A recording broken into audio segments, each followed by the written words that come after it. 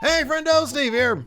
And Larson. And welcome back to Going In Raw Matt Chat. Once again, this month we have an awesome friendo joining us here on Matt Chat. We couldn't be happier to have Ross from Cultaholic. How you doing, Ross? I'm not too bad, lads. I'm sure you could be happier. You could have somebody better than me, that's for sure. I know where I stand in the pantheon of guests on this illustrious show, but I need to ask you two. I would be remiss if I asked anything else to start off this show. How are your holes? Are your holes good? My holes are fine. Good. Yeah, I almost said my holes are swell, but I guess you could read a little too much into that. So my holes are fine. I keep up with my fiber intake, so my hole is it's a machine at this point, man. Anyway, plenty of greens, plenty of salads, plenty of fiber. Everything's doing great. Get some grape nuts in me. So Ross, you were so gracious enough to bring us on to Straight to Hell, and we had a blast doing that. So we thought it was a no-brainer to bring you here on the Matt Chat to talk some wrestling. In case the people have been living under a rock and they don't know what Cultaholic is, they really need to get savvy to it. Where can you be found? I can be found as part of Cultaholic Wrestling on the YouTube, which is like Going in Raw, but slightly worse. It's Cultaholic Wrestling on YouTube. We also do Twitch, which is twitch.tv/Cultaholic. That's every single day of the week. We've got stuff going on there. I think that's just about it. You can sub to our Patreon, patreon.com/Cultaholic, all that good stuff. So yeah, I really do mean that, by the way, because going back to that Las Vegas trip we all had, I was sat there on that stage next to you two, fine gentlemen, just listening to you do our job better than any of us can do here at Cultaholic, thinking, wait, we are frauds. We are disgrace. We are a disgrace to this profession. Ross, the numbers don't, in the words of Scott Steiner, the numbers don't lie, and you guys do terrific numbers. Doom for Steven Larson. Exactly. But listen, I just, before we get started, I'd like you to do one small favor for me. If you can tell Adam Pacitti next time he's on your Twitch channel, when he's watching old BBC shows, if he could please watch Numberjacks, I would tune in and gift 5 subs to that stream. Please just tell him Numberjacks. What is Numberjacks? I've not heard of this at all. He knows all about it. He knows all about it. He's been resistant so far to watching it. It's an old kids show that has like these weird anthropomorphic numbers with revolutionary CG. He knows all about it. Just tell Adam Pacitti to watch Numberjacks, and I'll be a very happy person. This is some long-term storytelling from Steve here. He wants to see it come to fruition. That's what it is. I needle him in any way possible about Numberjacks. He has no idea what it is. All right, let's go ahead and kick this thing off. Our first question comes to us from Dirty Rich. Let's see what Dirty Rich has to say. There's 3 of you, so very easy. One of you has to say why Edge should fight for the WWE title, the other, the Universal, the third, NXT, and then you guys have to debate each other on, of course, why yours is the better decision versus theirs. Really all I can think of, but still. Too sweet, as always. Just be cool. Thanks, boys. All right, thank you, Dirty Rich. Ross, thank you, Dirty Rich. What do you say? What title should Edge go after? Thank you, Dirty Richard. I am a sentimental man, so I'm going to read out 2 dates to you. The 11th of April, 2011, Edge delivers his farewell speech on Monday Night Raw. We all cried. I'm still crying about it today. It just so happens that on the 11th of April, 2021, is WrestleMania 37 Night 2. So I need to see Edge topple Roman Reigns and take back what is, I guess, the spiritual successor to the belt he never lost. And I can see what's coming in the comment section down below. Edge is not an old man coming back for a payday. He is different from Goldberg and people of that ilk. Edge is a man who had what he loves to do, which is being a wrestler, being a bastard, the ultimate opportunist and all that stuff. He had it taken away from him before he's ready to have it taken away. So he's fought back, he's made the impossible very much possible, and since they're 10 years apart to the day, it's got to happen. So Universal title for me. That definitely seems like it would not shock me if that's exactly the route they took. And that's one that has so much perfect symmetry to it. And Edge has been built up as this, big star. I mean, he's been a big star for like decades now. And I could definitely see it happening. I, however, am going to go a different route. I'm going to say Edge should go after the WWE Championship, currently held by Drew McIntyre. I think that when you look at the opening segments, or the segments that we've seen over the past couple weeks, where Edge visited territory after territory after territory, twice at the Thunderdome, once at the Capitol Wrestling Center. And, he confronted Finn Balor, who was too busy staring lovingly into Pete Dunne's eyes. He confronted Roman Reigns, and he confronted, of course, first Drew McIntyre. I thought that the encounter that had the most sizzle to it, that had the most attention to it, was the idea of Edge, who's a good guy, and Drew McIntyre, the ultimate good guy, standing face to face. It's like, man, I want to see how chippy this can get. I want to see Edge take on Drew McIntyre. I think that, granted, Edge has not been proven to be a ratings boost necessarily, but I do think that a changing of the guard at the top of Raw might give Drew McIntyre some more interesting stuff to do than he's been doing previous. I think that that Edge, potentially taking on maybe like The Fiend in one of his first title defenses could be pretty interesting, given that The Fiend is all about mining the past of those wrestlers. I think that Edge taking on Drew McIntyre would probably, for my money, be the most compelling story there at WrestleMania. Yeah. I think you're spot on about the ratings woes for Raw. I think Edge benefits them most there. The symmetry Ross mentioned, as far as Edge coming out on top, winning a title, whether it be the Universal or WWE title, 10 years after he had to retire. Great storytelling. I would not be surprised if that happened. That being said, I'm still really pessimistic that Roman's going to lose anytime soon. I mean, he could have a Bruno-esque run for all we know. The way they're booking his character, the way he's performing. So I'm going to say the NXT title during the pre-takeover conference call that Triple H typically does before takeovers. He mentioned that he has had conversations with Edge about coming to NXT, that Edge has provided him with a list of wrestlers that he wants to compete against. And I have no doubt in my mind that one Finn Balor is on that list. He put Finn over huge during his promo on NXT when he was there, saying Finn was operating at a whole other level. Edge credited NXT to a certain extent with motivating, inspiring his comeback. And if you want to help NXT, like, gosh darn it, just kind of compete on a weekly basis against AEW, put that belt on Edge. I know that 1 week he was on, it didn't do anything for the ratings. That being said, give it some time, have Edge there, he just had the greatest match of all time by WWE's own admission with Randy Orton. Put him in NXT. Imagine him having takeover matches on a quarterly basis. You're talking quarterly greatest match of all time from Edge. So it just makes all the sense in the world. Edge seems to be back in the world of pro wrestling to tell interesting stories and put on compelling matches. And if he wants to do that under the WWE umbrella, there's no better place for him to do that than NXT. Actually, my real answer, Rich didn't mention him, is Walter. Give me Walter versus Edge. That's what I want to see. You want Edge to die? If it means I get to see Walter kill him, yes. Oh God, I want to do the thing where he chops him on the front and then kicks him and then chops him on the back. That's my favorite move in pro wrestling now. Is the chop to the front, chop to the back combo that Walter does. Walter's the best.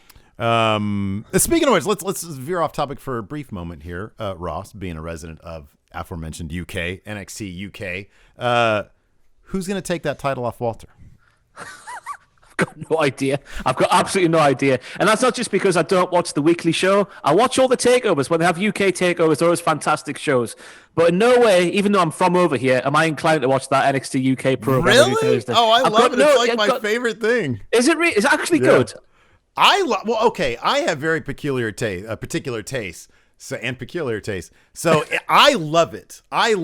Because it's very. I have an affinity for the UK, and it's very, very. It's very British. Yeah. And so I really love it. So who on the roster could potentially do it? Because they've obviously done Dragunov now, and he didn't take it. So who is there out there? Joseph Connors? I have a feeling it'll be Ilya once crowds are back. I think it's going to be Ilya when crowds are back, too. They're doing a story now where he's like, he has to go back to stage one, and he's found this new, like, sort of zombie version of himself where he, like, leaves his body. It's like Ibushi in New Japan. Like, he sort of leaves his body, and he turns into, a scary person.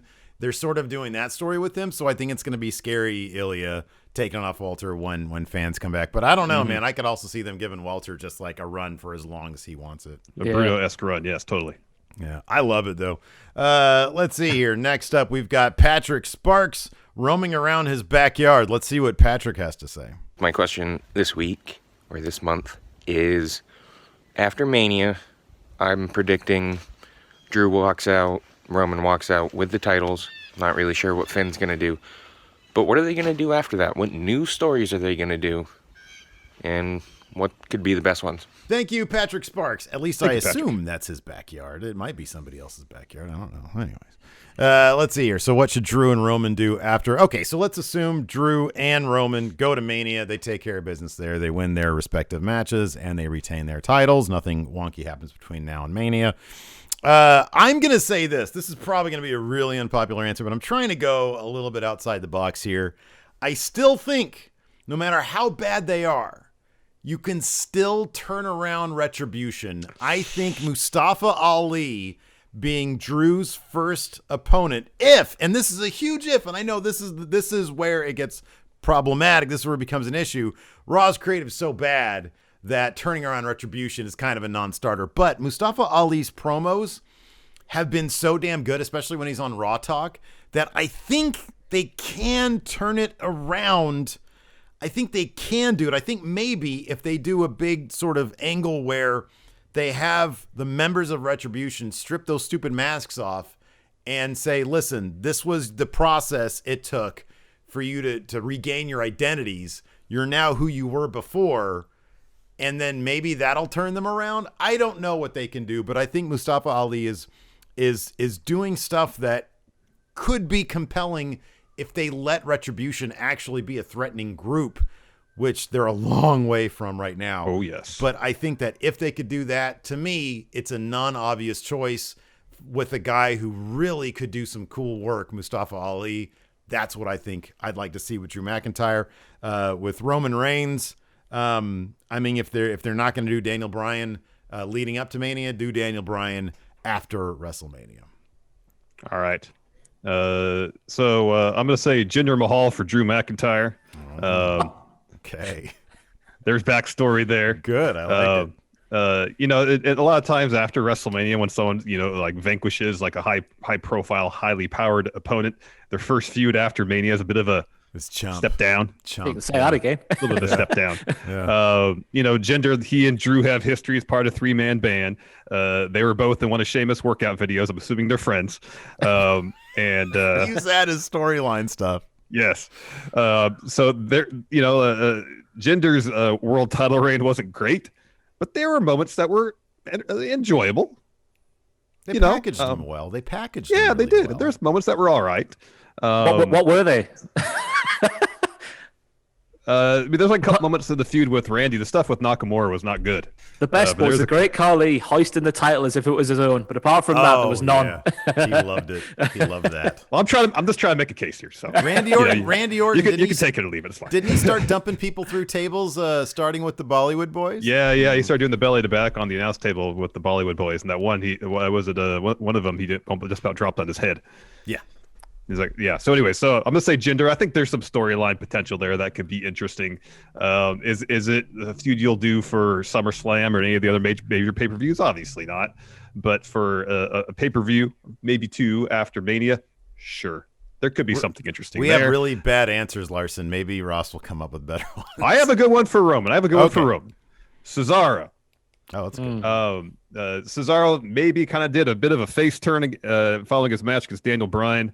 There were reports that the spot in the gauntlet match that Nakamura got was maybe supposed to be Cesaro's spot. So maybe now that he has apparently signed a new deal with WWE, they are going about the face turn for him. I would not be surprised if Nakamura has a feud against Roman preceding Mania, and then after Mania have Cesaro step up to him. The matches will be spectacular. So that that's the route I would go. I think that'd be fun. Go ahead, Ross.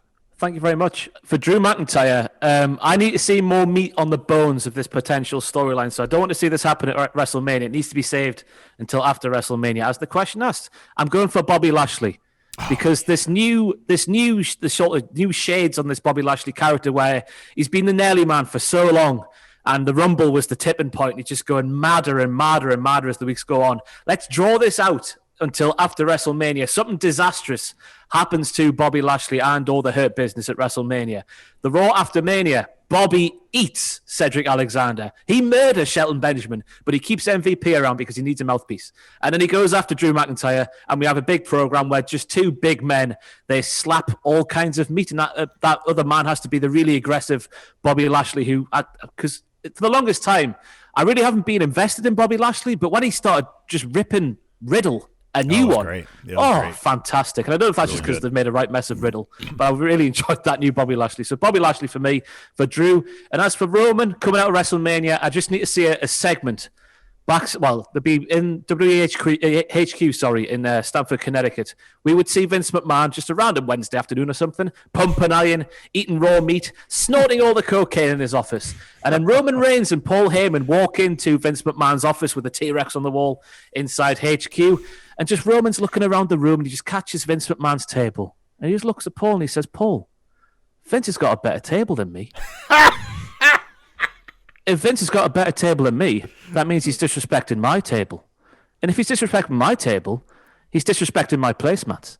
And if he's disrespecting my placemats, he's disrespecting my best Sunday china and cutlery, all that stuff. Basically, we get to a point where Roman Reigns, in this new sort of mob leader character that he has, he's taken over the entire company and he's gone straight for the McMahons. And not for a second am I saying that I want to see Shane McMahon defending the honor of the McMahons in matches against Roman Reigns, because we know how that one goes in Saudi Arabia and places like that. I just want to see Roman Reigns as this mob leader just build this massive army to try and take down the McMahons, and then Roman, God knows how long this would last for. Roman eventually takes over as WWE, molds it in his image. I don't know what other superstars you'd throw in there alongside Paul, alongside main event Jay and Jimmy too, I assume, but that's where we go. Just stretch that out for a year. Why not? I like it. It's great. That's awesome. That's great.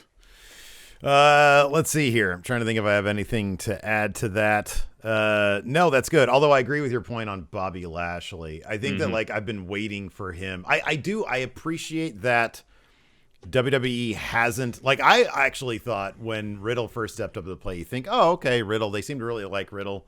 He might actually, present a challenge to Bobby Lashley, and they have run in the opposite direction. Riddle gets manhandled every time he gets close to Bob Lashley, which I love. And then, there's this new, dangerous version of Bob Lashley. So I like that. I think that'd be great. I think that'd actually be best for, to keep to SummerSlam. I want to see Bob Lashley take that WWE title away from Drew. have him be the guy that Brock Lesnar wasn't to Drew McIntyre, and even that Bob Lashley wasn't to Drew McIntyre in the first place. Yeah, I like that. I think that's really good. Next up, great ideas. We've got Christopher Rappersad with a question about one of my favorite wrestlers right now. Let's see what Christopher has to say. So my question is, what is Kevin Owens going to be doing at WrestleMania? Because I know he is not facing Roman Reigns again for the belt. How many times they want to job him out to him? So what is Kevin Owens going to do? Let me know, guys. Thank you, Christopher. Larson, what do you say? What should Kevin Owens do at WrestleMania? I know it's a tried and true formula, but they've never done it on the stage of WrestleMania. Kevin Owens versus Sami Zayn. They deliver. The story is going to be good. There's a small chance that Sami Zayn might get his hands back on the Intercontinental title leading up to WrestleMania. Why not have Sami and Kevin Owens go at it? Fight forever. You want to do it like Terry Funk, Steve? Fight forever. Thank you. This is a feud you can go back to. There's still plenty there to mine for good stories. They always deliver in the ring. Maybe Sami senses WrestleMania. Know what he'll do? Brainbuster the top turnbuckle. He hasn't done that in WWE as far as I'm aware. Bring back some of his PWG / Ring of Honor type moves. Maybe let Kevin Owens do a package pile driver. It's WrestleMania. You never know. That's what I'd like to see because it'd be a great match. Ross, what do you have to say about that? I love that idea personally because we haven't seen. Have we seen the roles reversed? It's always been Kevin Owens the heel and Sami the babyface. Have we seen that in WWE? I don't think we've seen it yet. Why not? Why not? Yeah. It'd be fantastic, I think. But in terms of my idea, I just had written down on my sheet of paper here: jump off the pirate ship. But then I thought I've got to come up with something better than that because no, that's perfect. That's good. Last week's SmackDown has really thrown me when it comes to Kevin Owens because the last thing I was expecting after I want to put losing in little marks like that because of course we saw the referee just stop counting for no reason whatsoever. He returned to SmackDown last week and he hit a stunner on Roman Reigns, which would like leads you to believe he's still in the title picture somehow after losing so many matches against Roman Reigns. So I'm going to go for a Kevin Owens heel turn to happen inside the chamber. He doesn't win, and he just snaps. It's very similar to Bobby Lashley, I know. And then he goes after Big E for the Intercontinental Championship. Big E is obviously the babyface. Kevin Owens is the heel. The promos, like the potential promos speak for themselves. KO, in my opinion, is much better as a heel as he is a babyface. I just loved 2015 Kevin Owens, NXT, bastard champion. Fantastic stuff. And again, it's just two big men slapping all kinds of meat, which is what we want to see at WrestleMania. So I'm going to go for the heel turn and IC Championship Challenge. Those are both great answers, and in fact, I have Sami Zayn written here too, but I'm going to call an audible. I'll change it up a little bit. My thoughts on Sami Zayn, Larson, everything you said was totally right. He was the first feud in NXT that he had. He's his best friend going back ages. The Intercontinental Championship was the first championship that he won on main roster. So if you want to do a Kevin Owens, because people, they love doing this, going back to the root story, you can do that. I'd say, yeah, you have Big E drop the title at like Fastlane. I kind of feel like they need to start developing a bit more of Big E's character to really sort of get him back. Sami Zayn is just doing way too good work right now in that scene, and it's really overshadowing what should be a Big E project. And so you just put the IC title back on Sami Zayn so that Big E can sort of, they can reevaluate and get him ready for another big push, because he totally needs to get a big push. You have Owens and Sami at WrestleMania. I agree with everything you said, but I'll say this. How about this? I'll just throw this out there. So Kevin Owens, he's without the Universal Championship. He doesn't really have anything else going on. He doesn't want to insert himself in the Intercontinental scene because, Big E is a champion. He's like, look, he spent so much time, getting there. I'm not going to put my hands on Big E for the Intercontinental Championship, but I need direction. I need a way to go. So he convinces Adam Pearce to do something that we don't see coming. So the Miz shows up at WrestleMania, and he's like lamenting, I don't have an opponent. I'm sitting here with this briefcase. I might cash it in. Kevin Owens comes out, says, Adam Pearce granted me an open challenge match. And Miz is like, well, I didn't do an open challenge. He's like, well, now you do. Stunner. Kevin Owens gets Money in the Bank briefcase. He cashes in at the end of the night against Roman Reigns, and he finally wins the Universal Championship there at WrestleMania. And Edge is like, what the hell? This is supposed to be my thing. And so, yeah, that's how that's going to go down. Good. Best I can come up with, because the Sami Zayn thing is just, I think that's perfect. Yeah. Next up, we've got Guillaume Halili, Jacksonville's number one. Let's see what he has to say. Which storyline going on in wrestling right now, any company, is the most in danger of getting really stale? Thank you, Guillaume. Ross, you, what do you say? Which wrestling storyline right now is just, it's getting too stale? So to avoid being called a shill, which is my least favorite part of this job, no matter how objective you try and make yourself, I've gone from one for each side of the tracks. I've gone one WWE and one AEW. WWE for me, because it already is Alexa Bliss and The Fiend and Randy Orton. Yeah. It was a shock to see them not do something on this week's Raw. I was surprised to see Alexa not interfere in that match with Drew and Randy, because that's what's been happening every single week for God knows how long. And I'm not sure how you remedy this, but I think that's the answer for the WWE. I don't know what to do. I don't know what it is, because Alexa Bliss, she's playing the role really convincingly, but what they're having her do, it's just not landing for me whatsoever. I'm just like, I don't want to say I'm rolling my eyes, but it's a bit like they're trying to go for spooky, but it's a bit too naff. Is that too harsh? I don't know. That's just my personal opinion. And for AEW, it's Sting, because just like Alexa Bliss, do something different. Have something different than Tony Schiavone interview Sting. Say, it's Sting! It was fine the first time. The 50th time, it just becomes annoying. And then Team Taz have been made to look like a bunch of no-good cooks, is what I'm saying here. They've had so many chances to attack Sting, who, let's remember, he's an older fella with a bat by himself with Darby Allin. There's 6 of them or 5 of them. Just do something. It's become a joke, and I'm almost positive, given how self-aware Tony Khan seems to be on these Impact paid advertisements, which are absolutely brilliant. Yeah. I think he understands at this point that it's sort of a gag with, I'm going to talk to Sting. It's the same thing every week, and I think they probably understand that it's a joke at this point. It's AEW's Emelina, essentially. I think it is, but I think they also understand that the end point is coming up in a couple weeks, and I think the street fight, I think, is going to be balls out silly, because that's what they've been doing with this is just silliness. And so I think that the street fight's going to be wildly entertaining, but I agree with you on that front. Otherwise, in AEW, the only other thing that I could think of that it's hard to call it stale, but I fear that it's going to be before too long, and that's Hangman Page's journey. I like the thing where he switched the contract this week with Matt Hardy. I like the stuff with the Dark Order. I just fear that if he has like 2 more of these sojourns with other wrestlers and he's, well, I don't fit in anywhere, I just want to be alone and I drink a lot, I fear like that's going to put him into a hole of being a bit too stale for people to want to give a shit about him, climb his way back out. So I do want there to be some sort of twist to Hangman Page, something with a little bit more meat to it than just I'm sad, I'm going from person to person being sad. That might get stale at some point in the near future, sooner than later. In WWE, I'll just say this. It's one name, and it's Charlotte. Whatever Charlotte does just seems stale because it's Charlotte, and she just laughs off offense or anybody threatening her. She's just stale at this point, and it's kind of just, it's a clog. I mean, I was going to say, like, the most obvious answer is just anything related to Baron Corbin, Ray, and Dominic. They've had like 3 matches in a row, but I don't suspect that's going to last that much longer. I mean, I just anything involving Charlotte these days, like, they need to mix her up somehow, but the problem is they've already done every iteration of her character possible, and at this point, all I really want to see, Larson and I had the opportunity to interview her like years ago, and outside the character, she's a thoroughly charming, personable person with all sorts of personality, and I feel like that's never really been reflected in the product in WWE on TV.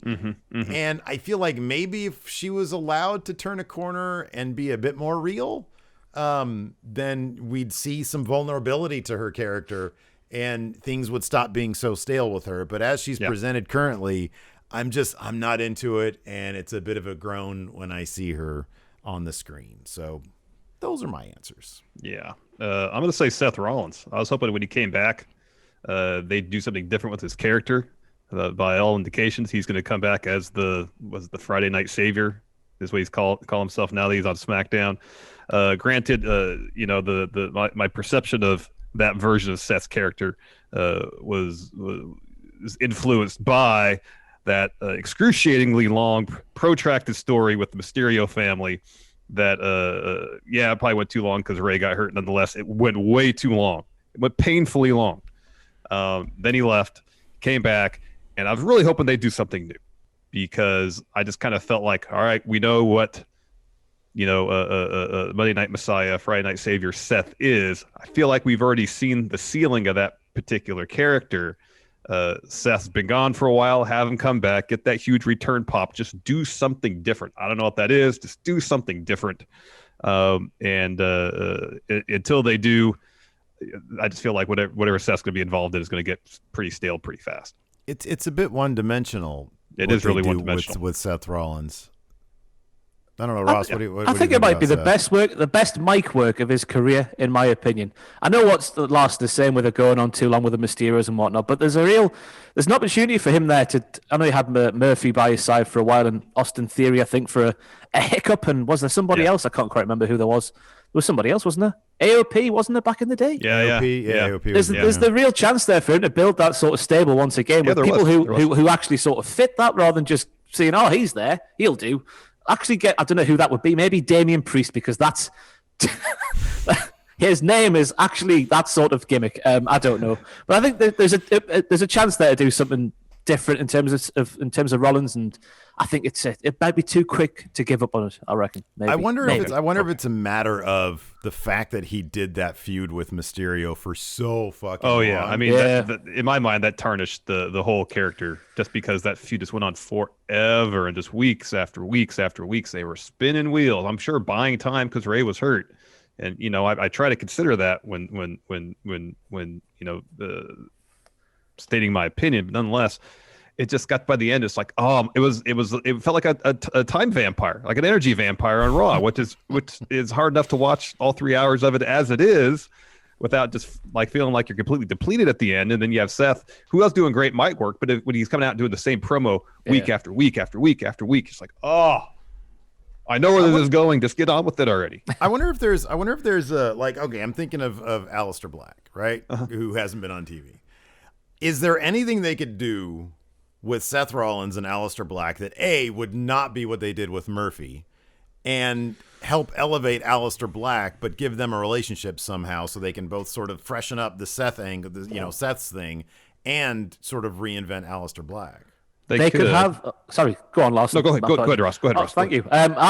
You could have Rollins in the middle and have Aleister Black be like the dark angel on his shoulder, and somebody else be the light one.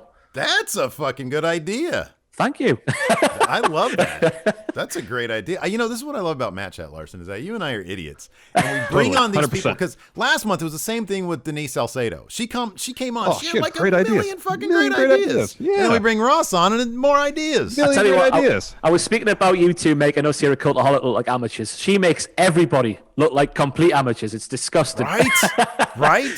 She's so good. She's $1 million, man. She's great. Really good. I know. Right, Ross has all these great ideas. Who should Drew feud with after Mania? I say Jinder. What am I thinking? I said Retribution. They're both valid answers. I'm not having this from you two. They're both valid answers. I mean, they're answers. They are answers. You're right. They're answers. All right. Let's get some more answers from this question from TNA for Life. Let's see what he has to ask. Great question. Steve, Larson, and Ross, I want to know, if you could have one band from any era, all time, play the WrestleMania halftime show, give us like a good 5 songs, just like the Super Bowl show, what band would you pick? Thank you so much. Too sweet. Hearty handshake. Peace. Thank you, TNA for Life. Oh man, TNA for Life. Oh, the choices here. All the bands in the world. Which band would I pick to play the WrestleMania halftime show? This is easy. 1 word, stylized. 2 words, not stylized. Limp Bizkit. Bring them back. Come on. God damn it. Limp Bizkit. I can't stand them outside the context of pro wrestling, but within the context of pro wrestling, Limp Bizkit is the top shit. They are the best. They're the most pro wrestling band in history, potentially. What did you do back in the day with her? Yeah, exactly. Cool, the hat backwards and everything. So my answer is Limp Bizkit. I have 2 more. I have 2 runners up. One, I'd say call up Poppy for WrestleMania. I thought she was great when she did the NXT live intro ages ago, like a year ago, whatever. I thought she was fantastic. Or back up the Brinks truck because there's fans now and just bring in Metallica. They want to do it. Have them do some really old school stuff. Back when they were decent. So yeah, those are my answers. Larson, what do you say? Well, you took my answer, Limp Bizkit. So that's what I'm going to say. The perfect answer.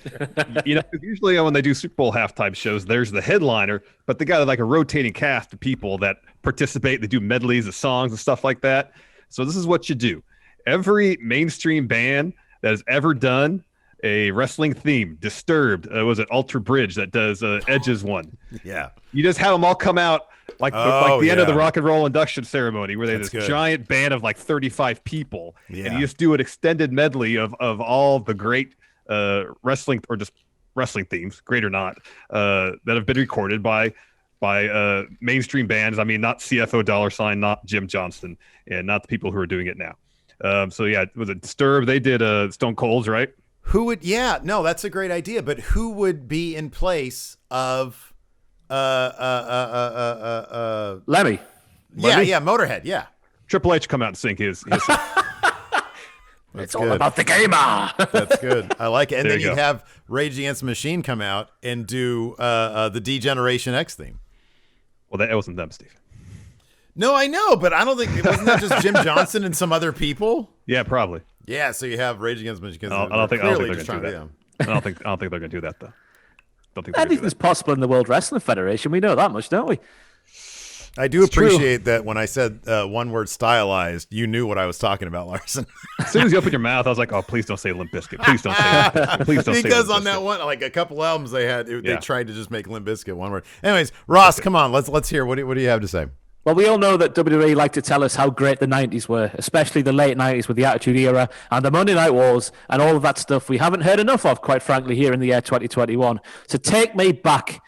This might be a bit too UK-centric, but take me back to the people who were dominating the charts during the Attitude Era. I'm speaking about the Backstreet Boys. I'm speaking about Five, Britney Spears, Christina Aguilera, A1, the Spice Girls, but only if Jerry's up for it, Westlife, Aqua.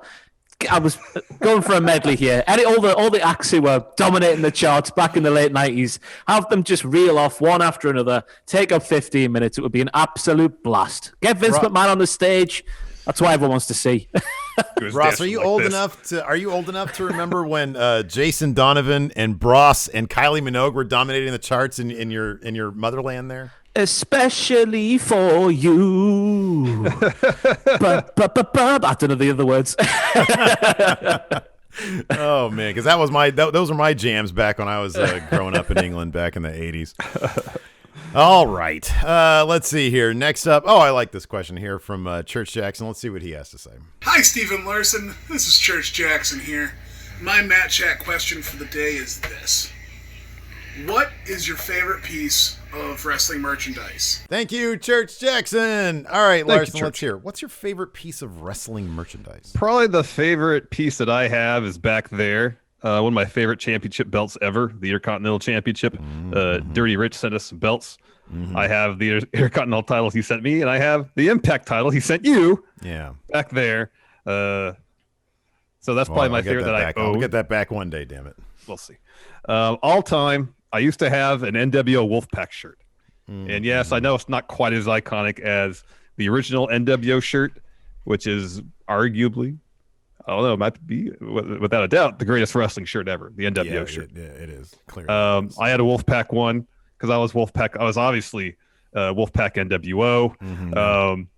And fortunately, it was not for life because at some point I got rid of it. But, man, that shirt was great. I remember buying it at a house show at the old Arco Arena where Goldberg beat Kurt Hennig in about, 35 seconds. Ross, let's hear. What's your favorite piece of wrestling merchandise? I went to a WCW house show. I've got the date written down here. It was Saturday, November the 11th, 2000. Wow. And I got, and I still have it at home at my mom's house, a Jeff Jarrett orange foam guitar that says Slapnuts on it. I think there's a picture of it on my Instagram. Amazing. But I've still got it in my wardrobe at home. I've got the card here because I was trying to remember, because the only thing I can remember from that show was Kwee-Wee. That's the only vision I can see is Kwee-Wee going down the ramp in the way he did back in the day. But I've got the card here. And it was main evented, by the way. Booker T versus Scott Steiner for the World Heavyweight title. Goldberg defeated Lex Luger. Oh, wow. And then I've got a 6-man tag. Buff Bagwell, Kevin Nash, and Sting defeat the Natural Born Thrillers of Chuck Palumbo, Reno, and Sean Stasiak. And I've also got Mike Awesome and Bam Bam Bigelow. The Cat was there. Mike Sanders, Norman Smiley. What a show it must have been. I couldn't remember Kwee-Wee, though. Why is it back then? I just wanted to shit all over WCW, but now I hear that lineup. I'm like, man, I missed that so much. That was probably a really good house stuff. show. Yeah. Probably a really good house show. You know, it's funny because, like, Larson, you talking about Wolfpack, NWO, Ross, you talking about Goldberg versus Lex Luger. I'm on WWEshop.com right now, and I'm glad we brought up these characters because there's a Lex Luger fanzine graphic T-shirt, and it's blue, and it's for a limited time. It's only $17, and I'm totally gonna buy this thing because it looks like an old zine, like an old wrestling actual dirt sheet, like an old zine that somebody did. But it's all Lex Luger on the front. I am very excited about that. I am gonna buy that piece of merchandise, and it might end up being my favorite. My favorite right now is actually my Britt Baker with the bloody nose shirt from AEW. Because I literally wore it probably 80% of this past summer because I took the sleeves off it and I would just wear it around the house all the time because like we're in lockdown, so nobody's gonna see me. And it just bugged the shit out of my wife. She'd always be looking at me like, "Why are you wearing that shirt again?" I'm like, "It's my favorite shirt." And then I would throw it into her laundry pile because we do separate laundry. I would throw it in her laundry pile, and when she's folding her clothes, I just sort of hang out, and then she'd be like, "I didn't wash this. Isn't mine. I didn't wash this." I'm like, "Oh, I don't know how it got in there. You must have just accidentally put it in there." Man, you're gonna lose that shirt at some point, man. Or my wife.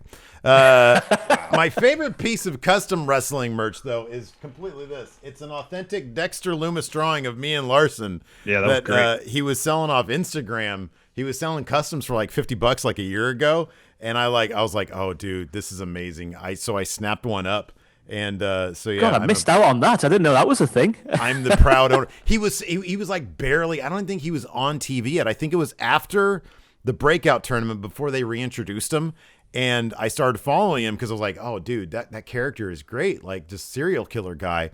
And then I saw that he does artwork. I was like, "Oh, I'm getting one of these," and they were like so reasonably priced. So yeah, there you go. And then like my favorite piece of Friendo merch is, of course, Big Red, winner of predictions, me, right here. Somebody crafted this Going in Raw title for us, which I've held for just an insane amount of time. Well, I mean, you just won it back. Ross talking about the WCW house show. I was curious what the house show I attended, what the card was for that. I found it July 17th, 1998, Arco Arena. Paid attendance of 12,837 for a house show. That's insane. Yeah, dude. Yuji Nagata defeated Marty Jannetty.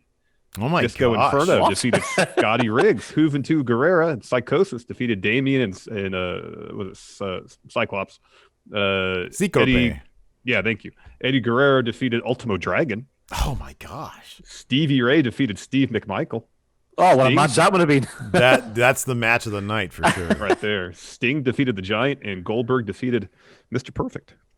That's a good card. Yeah, that was a killer card. I was probably disappointed because no Kevin Nash, though. Yeah. Naturally, as you would be. Yeah. I think we were there for the Nitro where the February before that, yeah. Scott Steiner, it was after the pay-per-view that Scott Steiner turned on Rick, and he officially became Big Papa Pump the next night. Or I think he called himself White Thunder at the time, but eventually he was Big Papa Pump. Holler if you hear me.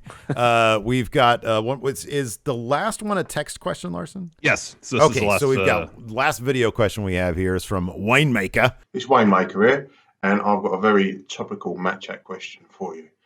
As Mia Yim and Keith Lee have just celebrated their recent engagement, and there are quite a lot of couples in wrestling at the moment, and Valentine's Day at the point of recording is 2 days away. I would like you to, in Kayfabe, book the best couples out of all of wrestling. That you pick anyone you like, stick them together and say they're the best ones. But at the same time, I want you to pick the worst. Who would make the absolute worst couple that will last about 6 weeks before someone's burning down someone's house or cutting up their car and all that kind of thing? All right. Thank you, Winemaker. Thank you, Wayne. Ross, you're up first. Time to get romantic. Who are you going to pair together? Just steady on, lads, here, because this one's. When I thought about this on the toilet earlier, I aroused myself. I put together the partnership of Big E and Maki Ito. Whoa! Does the mind just salivate or what? Man, that's because good. Thanks to AEW in this tournament, I am fully on. Is it the Maki Ito respect train? I'm a new member. Oh yeah, admittedly so. It's just fantastic. Yeah, same. I think a lot of people are, but yeah. And for the worst one for me, just because Charlotte and Goldberg. Imagine the 2-person power trip, but what? Oh God! Oh, the biggest groan in pro wrestling. Oh man! I don't know. God, these are so bad. I'll go back to, there was this thumbnail. We out being in wrestling media or whatever it is we're in. There are those like YouTuber thumbnails we see that are just like overly clickbait, and I don't even know the names of some of these YouTube channels. Oh, I do. Okay, all right. Shall we name them and shame them and set the count on the pigeons? No. But there was one that had like, it was like a split screen thumbnail. Was like Roman Reigns. I think it was just like Roman Reigns and Becky Lynch cheating on Seth. That was the implication. But when because I clicked on the video, I was like, what is this about? Where are they getting this from? And it was Roman Reigns cheating in kayfabe in a match, and then something else about Becky Lynch. Oh my goodness! But they clickbaited the shit out of it, and I was like, wow. I'll actually give them points for cleverness because that is the most clickbaity shit, and Wow. I clicked it. So I'm going to say in kayfabe, Roman and Becky, because they did that thing before where Becky was openly acknowledged with Seth and like she patted him on the butt. And so you get into all sorts of trouble if Roman and Becky became an on-screen pair, especially given that Becky just left to become a mom and Seth to become a dad. Also, this is terrible, but this past week, this clip made the rounds from Raw Talk where Charlie Caruso was talking about the nickname DP being a great thing for Damian Priest. So I'm saying, why not get a little bit progressive and you have R-Truth, Damian Priest, and Charlie all be a couple, a romantic couple. And she could call him DP. And it's the thing, there you go. There you go. That's the thing. Yeah, I mean, the worst is already on TV. It's Ric Flair and Lacey Evans. That's already the worst, and it's also kind of the best. So I'll just stop there because I'm going to get myself into more trouble. All right. For potentially the best, I know this isn't a reach. It's Braun Strowman and Alexa Bliss, especially now that they've both kind of fallen under the spell of the Fiend to a degree. They could find each other to bring themselves out of all that. That could be fun. And the worst is just Baron with basically anybody. Oh, Baron, you put Baron in any sort of romantic relationship on TV, and it's going to be terrible. Yeah. It'll be lousy. They had that mixed tag match, I think, didn't they, with him and Lacey Evans against Seth and Becky? Yeah. The main event of pay-per-view. I think that's what the thing that I was just talking about too. Yeah, that was like maybe the worst. That was the absolute worst. I mean, I wonder some people might be saying like the worst is Buddy Murphy and Rey Mysterio. We've already had that one too. Are they still on honeymoon? Where are they? Where have they gone? Where are they? I don't want to get myself in trouble, so I'm not going to comment on that one. We have one more text question here from Joshua Martinez. Says, with AEW being the one big company that wants to play with everyone, the forbidden door being kicked down now, do you think WWE will try doing so as well, or are they more interested in buying other smaller indie companies? I will start with this question, and you answered your own question, J Mart, because yes, they are simply, in some cases, they're interested in buying the entire country of territories like they did in the UK by buying up Progress and whatever else they bought there. ICW. ICW. Thank you. And so yeah, they're just interested in buying stuff. I don't even know. I mean, I might be tempted to say possibly when Vince is gone, maybe Triple H, who seems to have more of a finger on the pulse of, hey, doing cool stuff might be cool. Maybe, but I don't know that even he would be interested in stuff like that.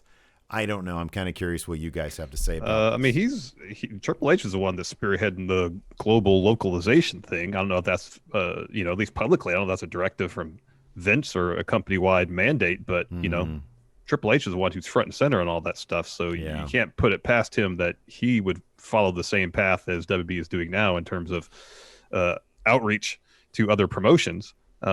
We know Vince in this day and age has absolutely zero interest in collaborating with anybody. Zero. Because I think in Vince's mind, he would never lower himself or his company to collaborate with any other wrestling promotions, which he probably sees as beneath WWE. He's just not going to do it. He won't even mention other companies. Like they said, they mentioned like IWGP like twice, maybe. Yeah. Twice. Yeah. They don't mention New Japan. They don't mention TNA or Impact. They don't mention Ring of Honor. Yeah. They won't even mention anybody else. So they're not going to collaborate with anybody else unless they have like a vested interest financially in that. Like Evolve, they sent talent to Evolve, but I think they were kind of using that to a degree as, like a separate developmental thing, but they just end up buying it.